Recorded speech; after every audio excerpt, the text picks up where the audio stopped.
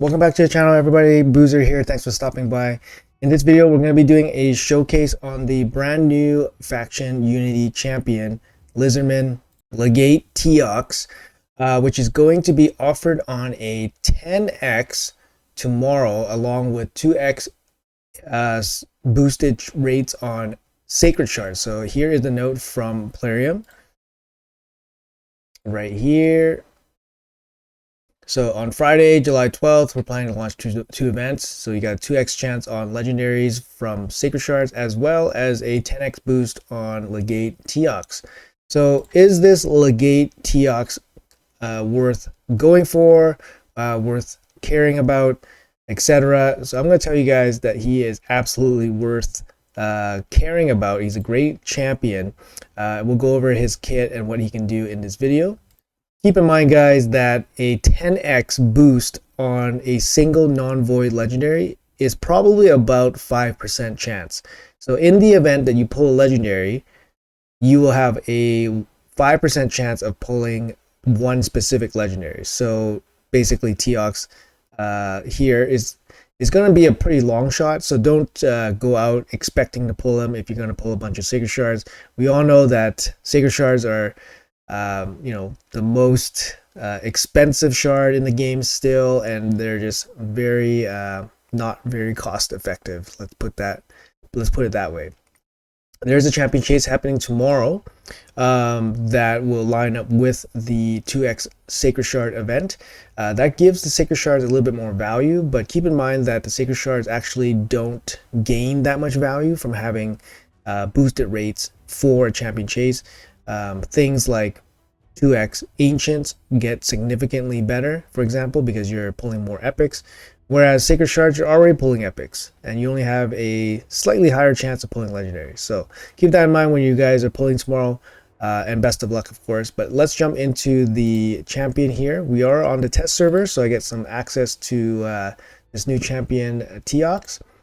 Alright guys, so here he is, Legate Teox. Very cool looking lizardman attack based champion. He is the faction Unity champion for this faction.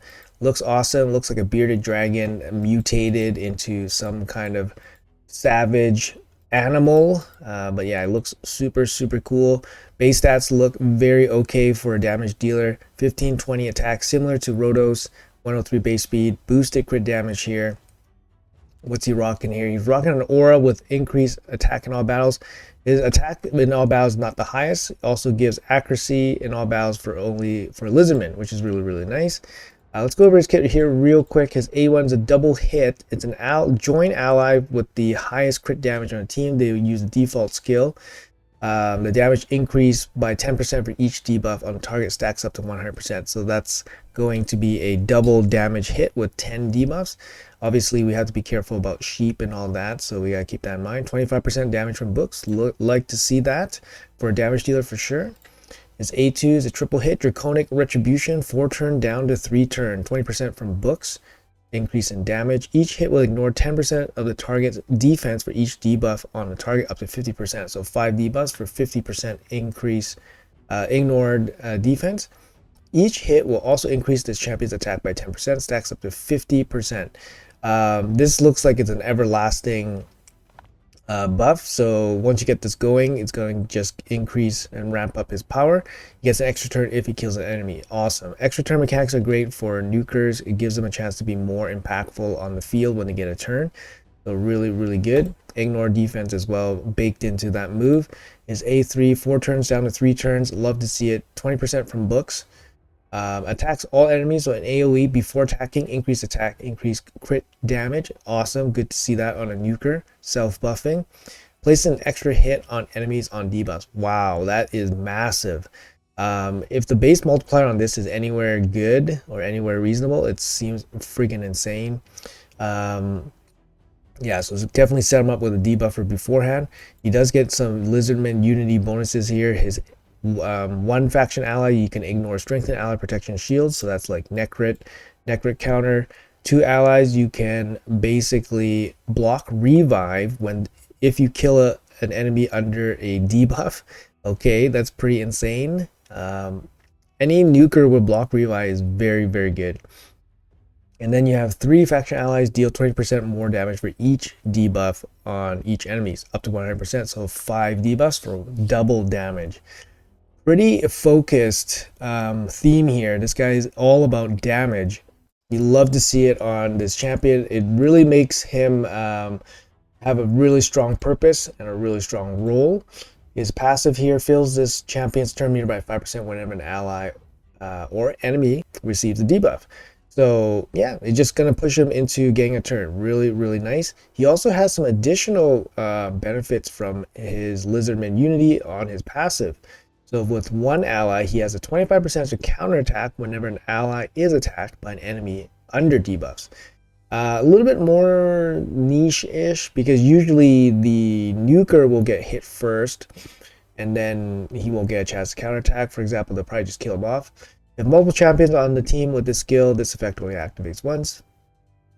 2 faction allies decrease the damage this champion receives from enemies under debuffs by 50%.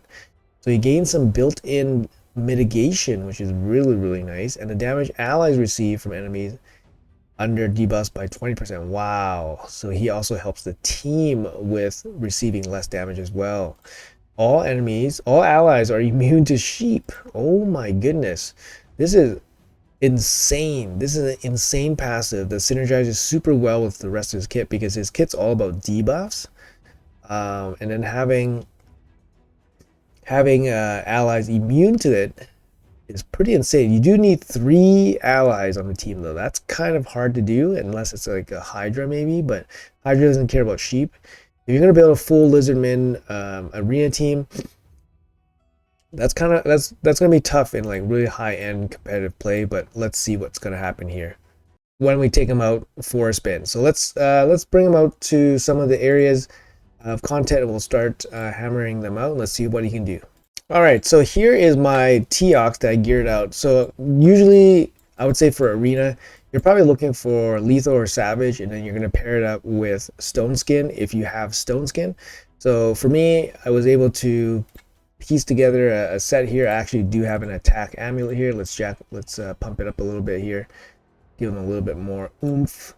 And I was able to piece together some stone skin pieces for his body. So we were able to put together a lethal plus stone skin combo for him. I think that's probably going to be the best combination. Maybe if you can run merciless, it might be better. Merciless might be better, to be honest, to get some extra A3s in, for example.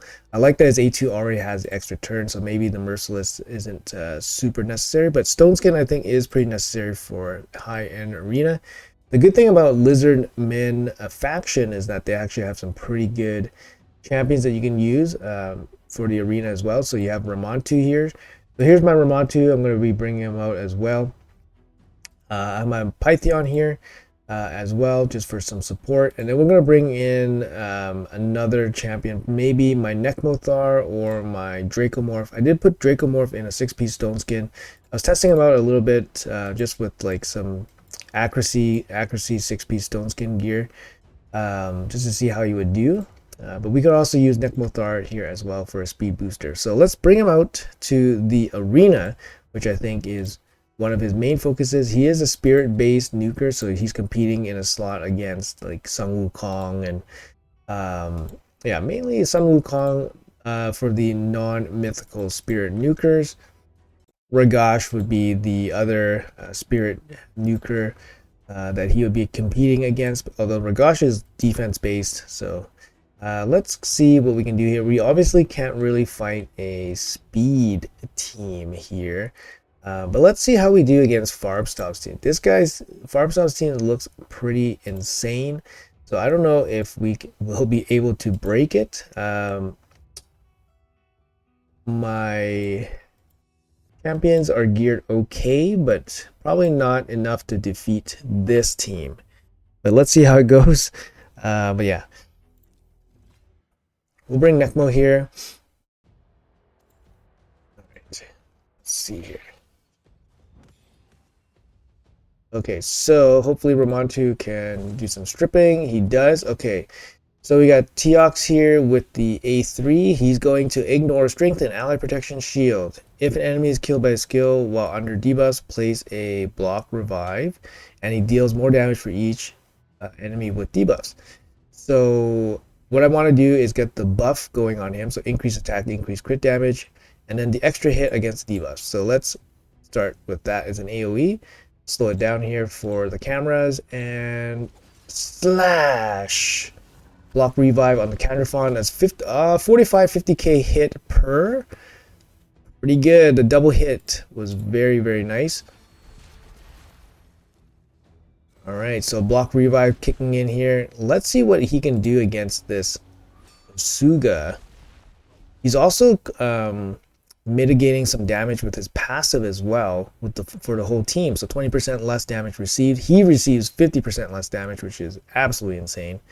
And he has a chance to counterattack when when somebody on his team is attacked by somebody under debuffs. So let's try his A2, which is a triple hit, and it gets the extra turn. So let's try that. Let's try that on Usuga here. That's 31, 18. So that was a triple hit. And yeah, I mean, extra turn time. So we're going to try the A1. Let's see how he's going to bring in the champion with the highest crit damage. So that's going to be Ramantu. Ramantu comes in with the A1 only.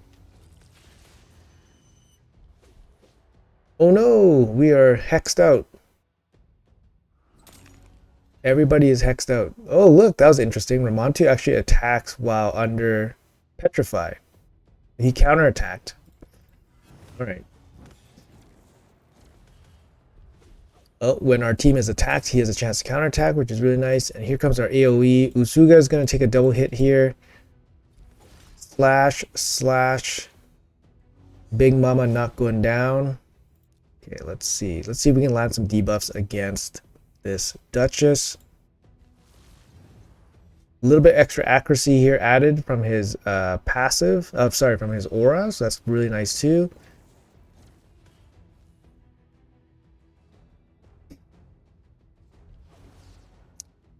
Let's see if we can land a triple hit. So the triple hit here, I want to kill off this Duchess if possible. It's going to get extra 20% ignore defense, and he's going to stack up his attack up even more. She's under ally protection, so I don't really expect her to go down here. Yeah, about 12, 14k, 10k each. Heal coming in, so the debuffs are off.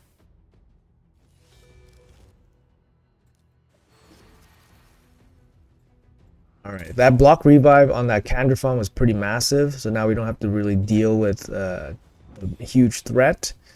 Obviously, this Duchess is pretty jacked up, so Farbstav's got a pretty nice Duchess here, and higher resistance than our Ramantu, so we're definitely not having an easy time against this guy's team. Luckily, we do have Python here. Flash. Let's wait for the triple hit here.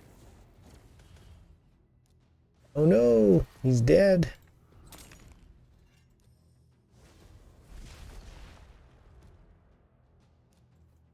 Okay, come on. Okay. Triple hit. No debuffs, unfortunately. Oh, provoked. We landed a provoke from the set, so no need for accuracy. We can land some of these. Okay. And swipe. 200k against that Duchess when she was under some debuffs. Really, really good damage output. Again, Farbstav's team is pretty jacked up, so we're not running like a super optimized team here. All right, so let's try maybe another team, for example. But yeah, pretty long fight here, but look at this guy's Farbstav's team is just really, really insane. Would be interesting to see what kind of gear and stats he was rocking, but definitely a very stacked, nice team there. Let's try again.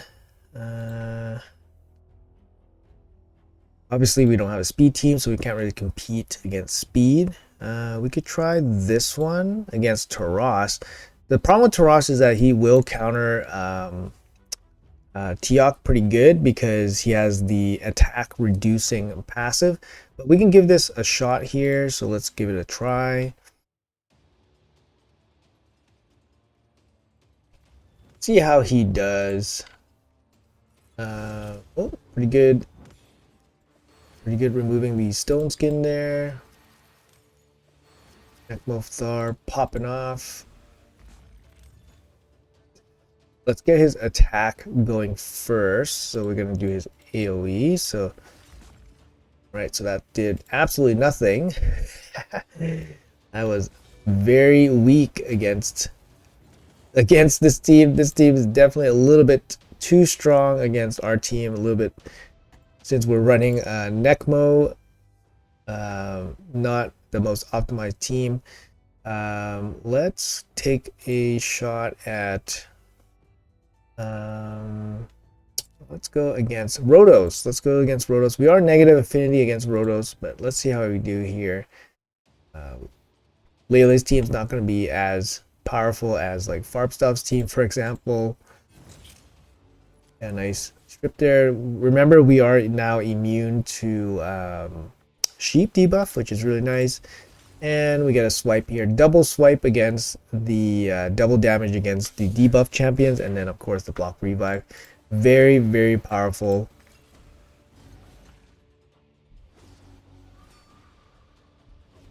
And we receive less damage from champions under debuffs. Can't go through the block down the unkillable here, so we'll just have to. Alright, so the debuffs are stacking up big time here. Big damage hits, big swings just from the A1s. We're just going to A1 here until she gets out of it. But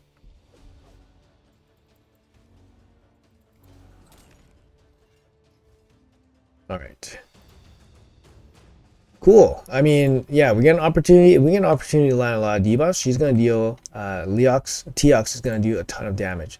I think the other place where he might be good will be Hydra, actually. Hydra is one of those places where a lot of arena nukers are actually performing really, really well in terms of overall damage. So let's put a team together here. Luckily, again, Lizardman actually produces some pretty good Hydra champions as well. So we can make a team here that can maybe utilize Teox a little bit, and we'll see how well he does. All right, so I put together a pretty fun team here just to showcase his faction unity powers. So we got Nekmothar here. He's a great Hydra champion, so it's not a stretch to put him in any Hydra team. We got Krokmar here. He's actually a pretty good champion. I got him in Hex gear, so he's covering the Hex.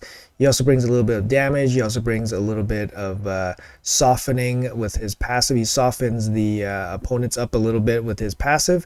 We got Teox here in full damage, basically the same build as the arena build. I'll show the builds after this run. Sorry, I forgot to show the build earlier in the video, but I'll show the build after this run. We got Dracomorph here for debuffs, plus decreased defense and weaken. Podrick here just for some extra support. He also brings some extra damage with his ally attack.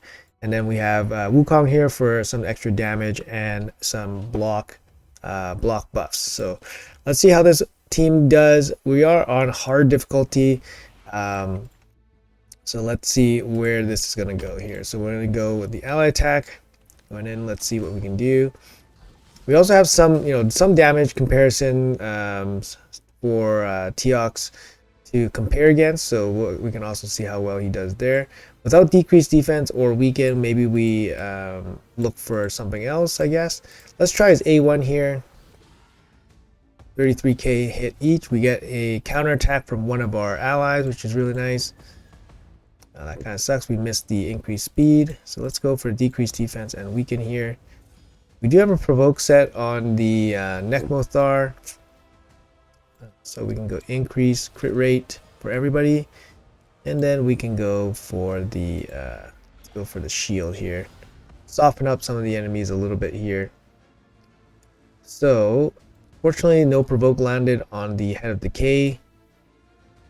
Let's just use the A2 here for now. Get a little Terminator boost there. Okay. Alright, so we do have the debuffs landed on the heads now. Decreased defense and weaken. Let's see what this can do. It does get an extra hit against enemies with debuffs. And for each debuff, you get an extra 20% damage, up to 100%. Let's see how much damage this A3 does. He does have increased attack with the boosted crit damage, so let's see. Whoa, that's like 150k hit each against the Head of Mischief there. Kind of significant. And then you multiply that by 4 heads, so that's like an over 1 million damage hit there without any decapitated heads. So pretty strong showing so far. Let's see if we can take down this Head of Mischief before anything really bad happens. So we got a triple hit here from Teox. He's going to ignore some defense and jack up his attack. Let's see if his extra turn triggers from the Head of Mischief. It should not trigger, but maybe we never know what's going to happen on a test server. Does he get an extra turn? No, he doesn't. Okay, so that makes sense. That's consistent with the gameplay that's happening right now. So I'm interested to see what he can do against this decapitated head. Okay, so we got the A1 back on the Teox here. Let's see what we can do against the decapitated head. Okay, A1 doing quite a bit of damage there without decreased defense or weaken. Okay, yeah, that was gonna happen. Okay.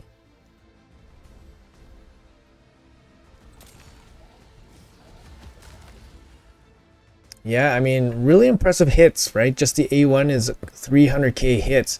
Usually I see that level of damage from maybe like Taros, but I think he needs decreased defense for that. Without decreased defense, he's still hitting for about 300k per swipe.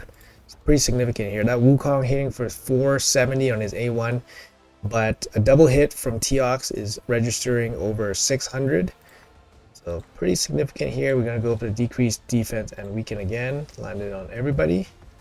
Now let's go for the swipe. This is the big bang hit here. Let's see.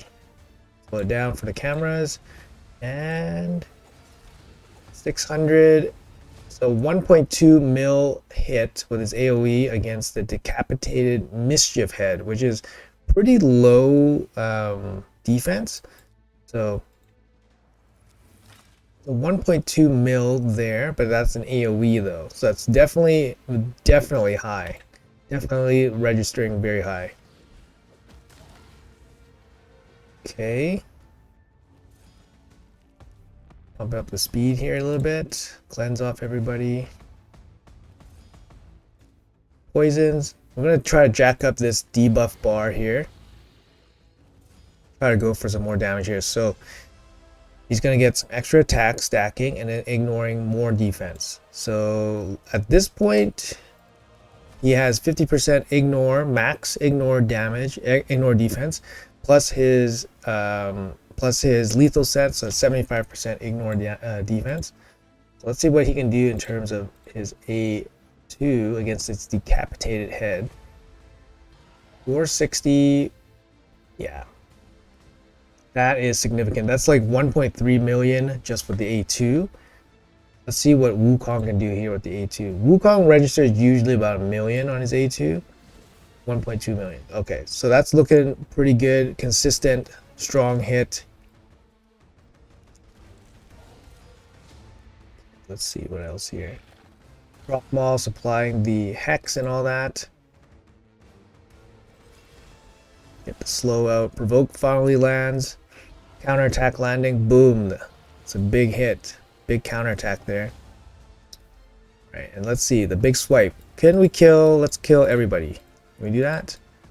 So he's going to get extra 20% damage from each debuff. So he's going to deal 100% damage against the Head of Decay. He's going to do a ton of damage against this decapped head.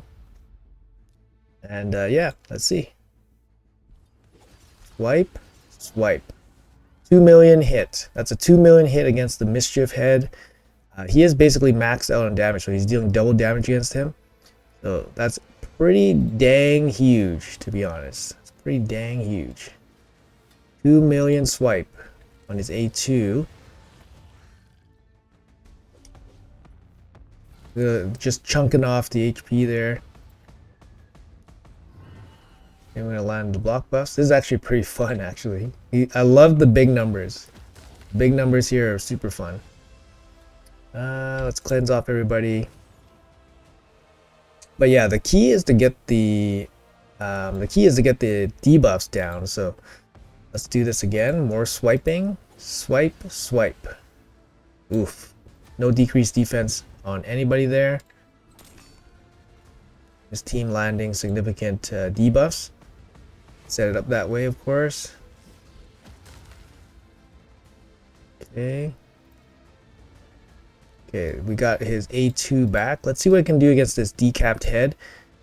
Pretty maxed out in terms of debuffs. Oh, we got the fear proc. Okay, let's see here. Poisons, kill you.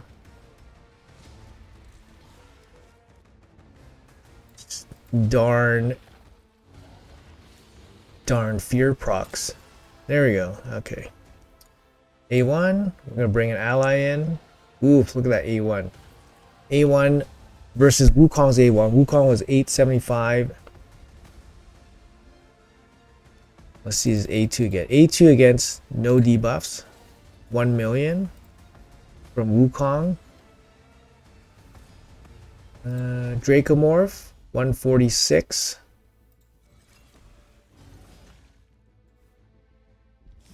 Croc-Maul's not a huge multiplier or anything. He's doing like 60 there.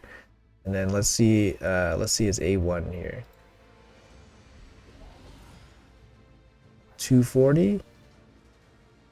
Similar. His A1 multiplier is probably low. It's probably low. It seems actually I'm not sure. It seems it was higher than Wukong's A1, but Wukong's A1 looks like it was swiping quite high there. Okay, let's see some more here. Okay. E2, 870. Okay, decreased defense and weaken. Okay, let's see the big swipe again. Swipe. Oh, look at the damage. Massive damage. 2 million hits against the decap heads with debuffs. This is the head of suffering, by the way, with the big defense stats on him. Let's go right into him.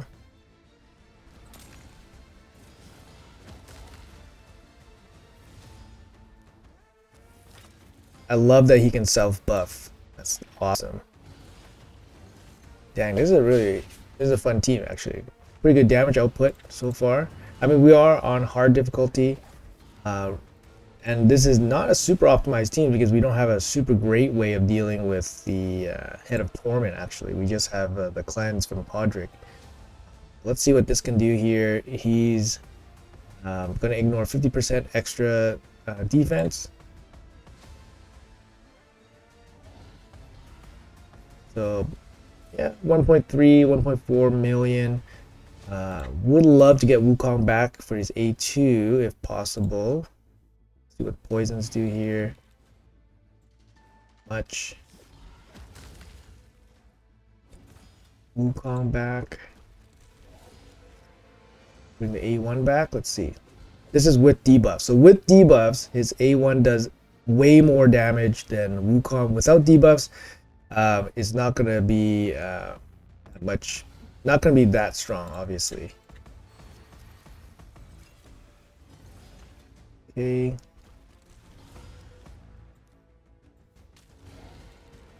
Poisons again. I just want to get some damage out there, so just so we can have something to compare. Yeah, he's dealing max damage against all these heads because of so much debuffs.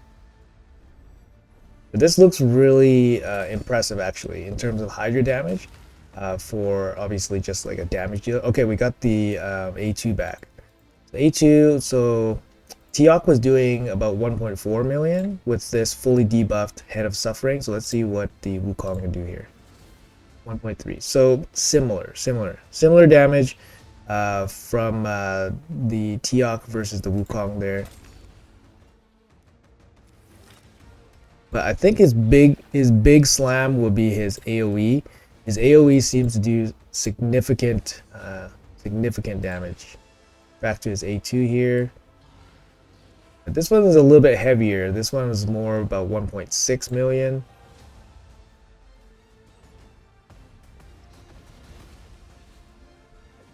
I love this counter. The counterattacks are great because they actually just register extra damage without you having to take turns. Ooh, look at that. Look at that A1 swipe. Almost killed the head of Wrath there. But yeah, dealing significant amount of damage there. Dracomorph's A1 actually pretty strong there as well. Dracomorph's A1 was doing 1.4 million.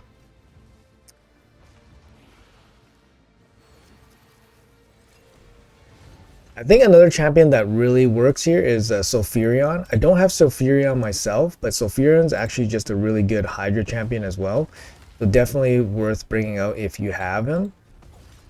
Swipe, massive damage, massive. Love to see it, massive damage.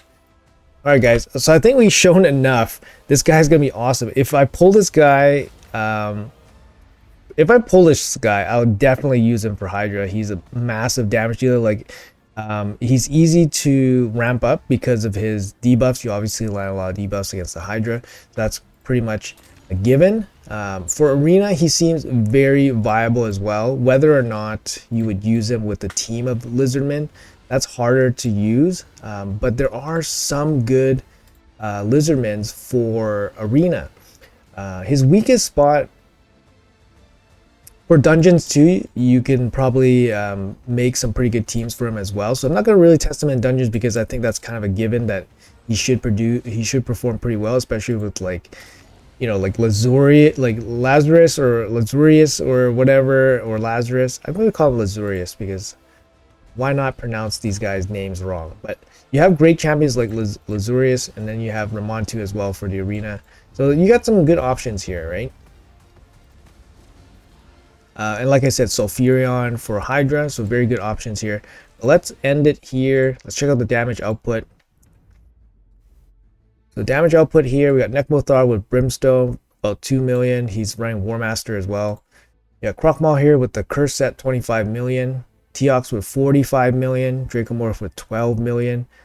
Podrick with no damage. And Wukong with 22 million. So it looked like Wukong and Teox were kind of going toe-to-toe in terms of like damage output, but I think when Teox does his A3, he just blows Sun Wukong away. And Sun Wukong is like, you know, he's good. He's a good, probably an above average damage dealer for Hydra, just in like basic nuking gear, but he's not going to be like, you know, top tier in terms of like non-Trunda level options.